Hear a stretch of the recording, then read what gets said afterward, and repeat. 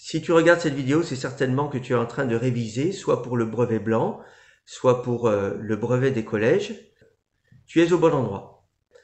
Nous verrons comment utiliser au mieux les informations qu'il y a sur un sujet de brevet, comment gérer au mieux le temps. On verra aussi comment répondre le plus efficacement possible aux questions.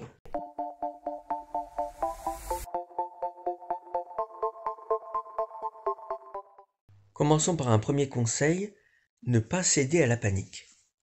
Et oui, parce que les sujets de technologie ont souvent 3 ou 4 pages et c'est vrai que ça pourrait être impressionnant. Mais est-ce que c'est grave? Pas du tout, parce que c'est une longueur habituelle pour un sujet de brevet, 3 ou 4 pages. Et cela s'explique par le fait que dans le sujet, il y a des documents que tu auras à consulter et qui comportent des éléments de réponse aux questions. Et puis en même temps, il y a toujours une petite introduction pour expliquer sur quel système tu vas travailler. Et il y a souvent un document réponse, donc une page sur laquelle tu dois répondre et que tu dois joindre à ta copie. Deuxième conseil, prends le temps de lire l'introduction du sujet sans pour autant stresser si tu ne comprends pas tout. Sur la première page, il y a une courte présentation du système technique étudié. C'est normal.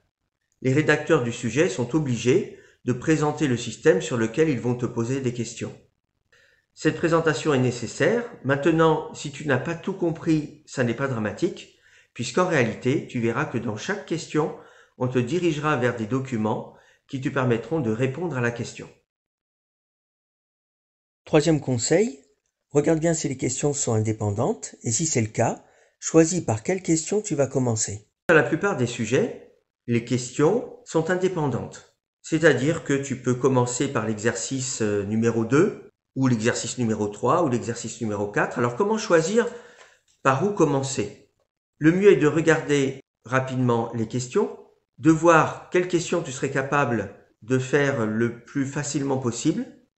Et parmi les questions que tu es quasiment sûr de faire sans te tromper, choisir la question ou l'exercice qui rapporte le plus de points. Quatrième conseil, lis bien les questions, parce qu'en fait dans les questions, il est indiqué où est-ce que tu dois chercher les éléments de réponse, donc le nom des documents réponses, et aussi où est-ce que tu dois répondre.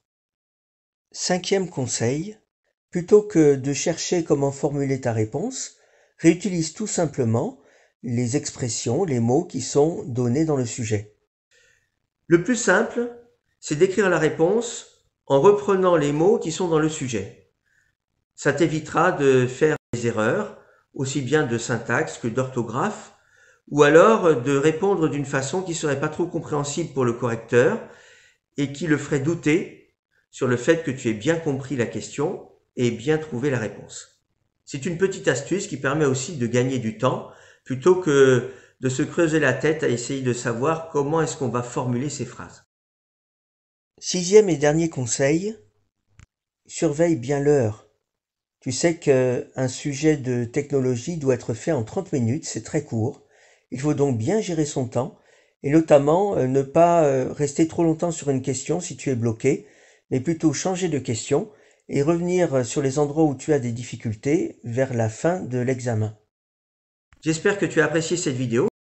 En tout cas, bon courage à toi pour ta préparation du brevet des collèges et à bientôt.